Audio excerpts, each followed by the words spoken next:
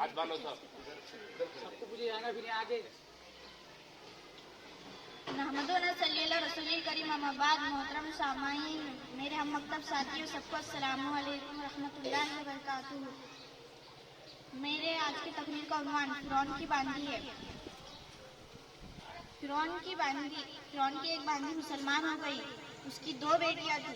फिरौन ने उन्हें पकड़वा लिया। पहले आग जलाई, उसमें कढ़ा रखा, उसमें तेल डाला और उसे खौलाया और फिर कहने लगा, बोल अब क्या करेंगी, मुझे रब मानती है या मूसा के रब को रब मानती है? एक चीज मान ले, अगर मुझे रब माने तो मुबारक हर चीज दूंगा, लेकिन अगर ना माने तो तैयार हो जा, पहली तेरी बेटियां और फिर तेरी बारी आएंगी। बानी जवाब दिया, मेरी 2 ही बेटियां हैं, और होती तो वो भी कुर्बान कर देती। जो मर्जी है कर लो, हमारी बहनें पर्दा करने को तैयार नहीं है, ये औरत अपनी बच्चियां कुर्बान करने को तैयार है। उन्होंने इसकी बच्ची को पकड़ लिया।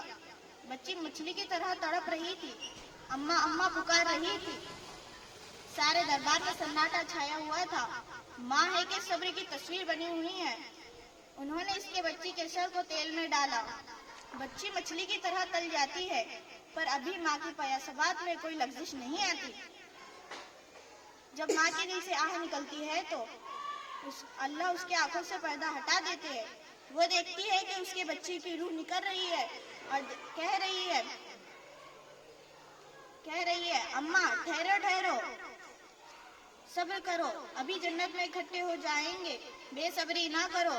उसके बाद छोटे बच्चे को पकड़ा जाता है जो कि दूध पीता था। दूध पीता तो पराया बच्चा भी अच्छा लगता है, अपना बच्चा किससे प्यारा नहीं होगा। माँ की गोद से खींचकर इस बेचारी मासूम को तो अंदाजा ही नहीं था कि इसके साथ क्या होने वाला है। पहली को तो कम से कम पता चल गया था कि इसके साथ क्या होने वाला है, इसलिए वो अम्मा अम्मा पुकार रही थी, पर ये तो खाली रोने के सिवा कुछ ना कर सकी।